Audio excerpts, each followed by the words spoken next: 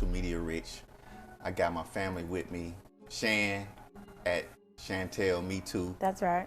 She's gonna speak to us about her business that she Yes. just started. Beautiful business. I've been following it. Cool Charlie's. Yes. First, give us a little background on the name. Yeah.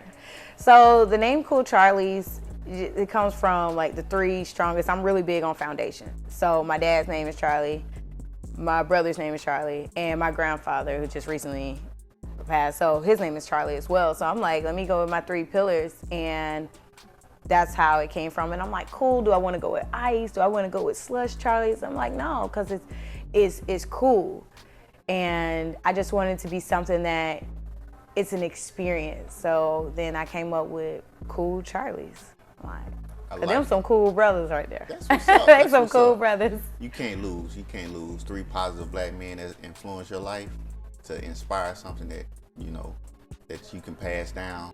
Yep. That's a beautiful thing. So I'm gonna keep it real. You know, when I know you. We know each other. We've known each other for a little while. And when you posted on your Instagram about your journey, starting your business, you know, everything that, you know, you went through, the way you were you mentally feeling, spiritually feeling, right, as well as, you know, monetary challenges you had. Yes. All of that, physical challenges you had. Man, the story was just so dope to me. Thank you. I mean, you put it together. You put it together well. How long did that process take? From the idea to the fruition of the August, September. So about I want to say about 6 months, 5 or 6 months. And I was at a space. I was in a real, I don't even want to call it a dark space. I was just in a new space where I felt like God was working on something different, but I wasn't sure what was going on. So with my job, I was mentally burnt out. I was in a confused space mentally. Okay. The worst space I had ever been in. And financially, stuff was just like, I'm like, well, damn. When your finances are low, your brain somehow just starts shutting down. You can't really think. I couldn't come up with any new vlogs. I had been on like 6 or 7 trips. Couldn't produce a vlog. Couldn't produce a story. And then I had been thinking about this slushy bus for like over 2 years. So I tried it actually 2 years ago with just a snow cone machine. And I was like, I'm gonna go to the parks. I'm just gonna make snow cones. I'm gonna name this one the Bankhead Bounce. I had a whole plan and I couldn't follow through with it. And that's always been my biggest struggle with me following through on what I actually believed I could do. That's kind of crazy because I looked at you in a different light. Because I've seen you you remember the greeting cards, the petty cards, You were behind that. I mean, you were 100% pushing, and I felt as though, you know, you had other things going on in your life. So, of course, and I let it when go. You start things like that, you're doing it in your free time, so you can't put 100% of your time toward it. Right. But I just always looked at you as somebody that was a go-getter and a motivator. Even doing your vlogs, man, you would blow me away sometimes with with all of your cinematography and everything that you included in it. I just always thought it was great. Thank you. And the whole. But I lost it. I lost it, and I was at a point. I said, look, some gotta go, and it's about to be Southwest. And you know we're in a pandemic somewhat, and everybody's like, don't leave your job. You don't want to do this. Like, you crazy. And I'm like, this just ain't getting it for me no more. Everybody's saying stay at Southwest because you get free flights, but they don't know that I had just taken a trip to Jamaica with my family and I got left behind because I'm waiting on a free flight and they paid in advance to go home when they wanted to. Like people, I'm like, so why am I really here? But you know what really hit me? When was your birthday party? The casino night. May. Well, I think our birthday. When was the casino party? It was like May 1st or something like that. That was a big trigger for me. What? Because we motivated you? No. Okay. Damn. Sometimes it's just about being in the room. Okay. Right? What's up? So I was in the room. There's a girl, Ja, right? She used to work at Southwest. And she came up to me and she said, dang girl, what you doing now? I was like, I'm still at Southwest. She said, I just really thought you'd be doing something bigger than that by now. So I was just like, your presence is bigger. Oh, okay. Your presence was bigger than that building. Right. So I took that, but then she asked me, Josh said, well, let me ask you, why are you still there? She was like, because of the flight. I was like, I still enjoy the flights and stuff. And then I told her how I got stuck in New Orleans. And when I got stuck in New Orleans, I had to pay for a Delta flight. I had to pay $370 that morning to go home. And she said, so what happened after you paid it? I said, nothing. I just got on the flight and went home. She said, exactly. So you sitting up here talking about you need a job for some flights, but you paid the money and you ain't homeless. You paid the money, you ain't stressed. You ain't even think twice about it. You just paid it. So why are you at Southwest again? That happened at your party. So I took that, I went home, I said, well, damn, why am I at Southwest again? That's motivation, though. Sometimes you need those people to step in and those spirits or those people that you really wouldn't expect to give you some words of advice that they on the outside looking in and they said some really impactful because things. She left Southwest. And she's okay. And my biggest fear was, if I leave Southwest, will I be okay? And I started seeing all these people leave. And they were okay. Y'all left doing a damn casino. I was like, well, damn, everybody is okay. What? How can I speak on faith and I don't have none? So it just pushed me. I said, you know what?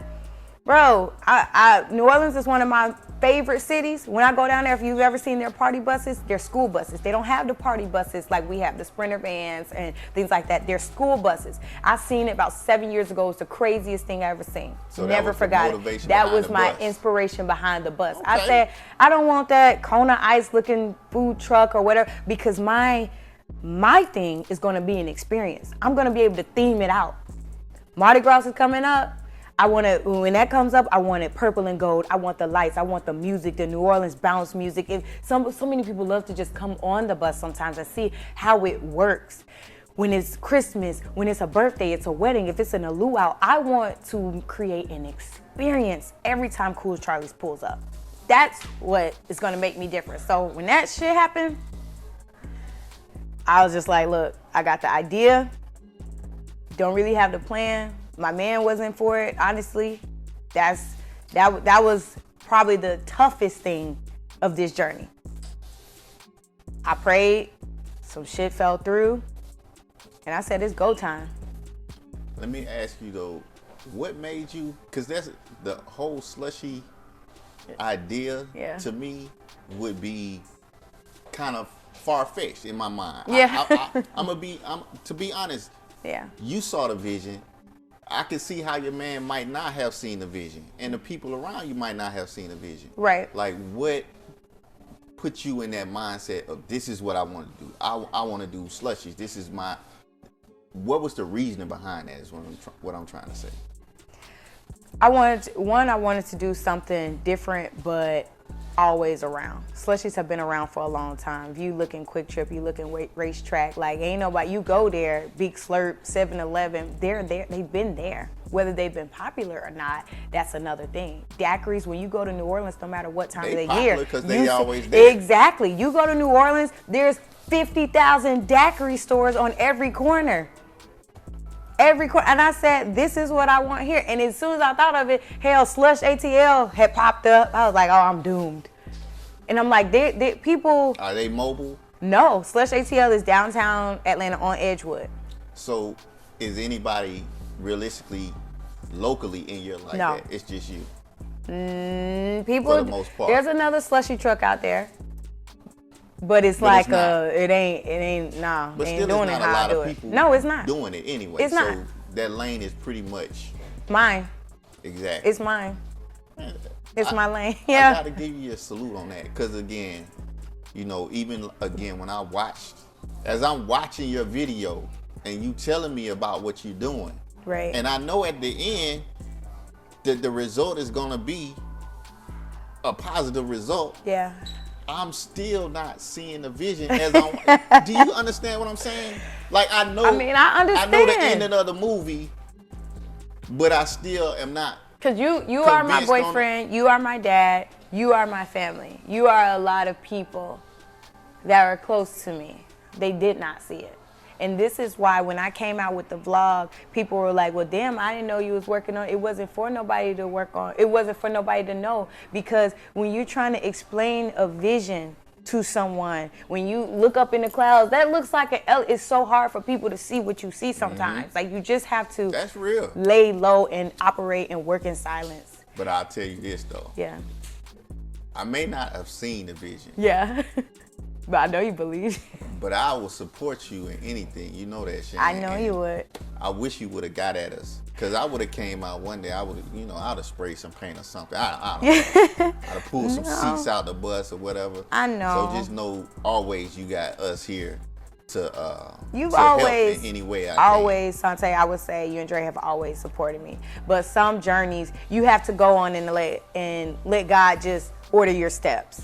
Right? And that brings in new people. That brings in just a new way of thinking. I know y'all would have been there, but that would have been too easy for me. Right? To call my friends. God is like, I'm going to have you rely solely on me, that I'm going to put the people there that you don't even know, to show you that I'm working and I got your back.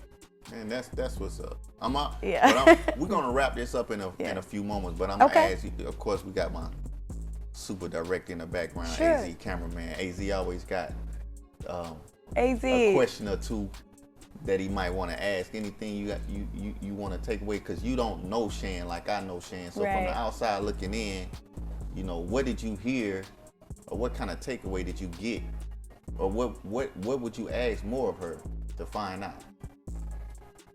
I actually want to know, when you reach that mountaintop, I know you said you had to let your steps take place and get to your journey. When you reach that moment, were you more like, I proved you wrong, or were you more like, I got to keep going? Like, what was your mindset at that particular point? Okay, Shan, before you answer that, because AZ, he not mic'd up right now. So just to let the people know what AZ said, his question was pretty much, once you achieved, or once you got to that first level of achievement, seeing it all come to fruition, cranking that bus up, that feeling, getting those machines going. What was your feeling of? What was your feeling like? Well, two things to that. So first, because somebody made a comment to me, he was like, "Oh, you can sit at the table now. You at the table of bosses, right? Like you can sit." And my response was, "I've always been in the room, right? So people will try to discredit you, like, oh, you a boss, you. I've always been in the room, and some people don't understand. Like, I've been a servant to so many big name people. Servant as in assistants, as in just being around, but never been able to speak. And I'm okay with not sitting at the table, but trust me, sometimes the person in the room is just as powerful as the person that may be sitting at the table. So when, I won't even say I reached that thing, but when I got there, I had so many mixed emotions because I'm angry. God, I'm getting so emotional. I'm angry. It's like, I'm angry at the people that were not there. I was angry. My dad being one of the Charlies, he didn't believe. But it's like, part of that foundation was based on him. But I had to pray about it, because I can't fault someone who knows what they know. My dad grew up in a generation where, how dare you give up health benefits and to believe in some damn slushies? Right. I get what you're saying. And I had to understand the frustration. So one part of me was angry that my boyfriend didn't, as social media or whatever say, when he cashed out and he put nothing into my business. He didn't. And that was tough. Like I said, I see him come in every day with money on the table, and nothing went into mine. So I was angry. I was happy that, damn, Chantel, you actually followed through. I was happy that I was happy that I did receive the support. I was happy because I accomplished something. I was happy thinking forward, damn, I got something to give my family. Right. We have a business. It was never me. I said, we have something. We have a business. It's when that next cool Charlie's bus. And I haven't, in the day of, I didn't even get to soak it in because I was working.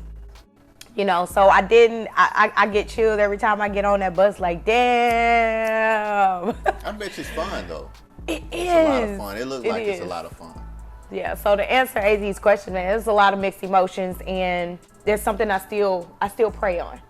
Because I have to, even for me to move forward, I have to forgive those who have unknowingly hurt me.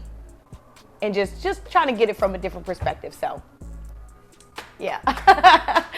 He done struck a nerve. God damn you, AZ. We're going to wrap this up. I'm going to take a shot. Yeah, let's do it. Let's take a shot.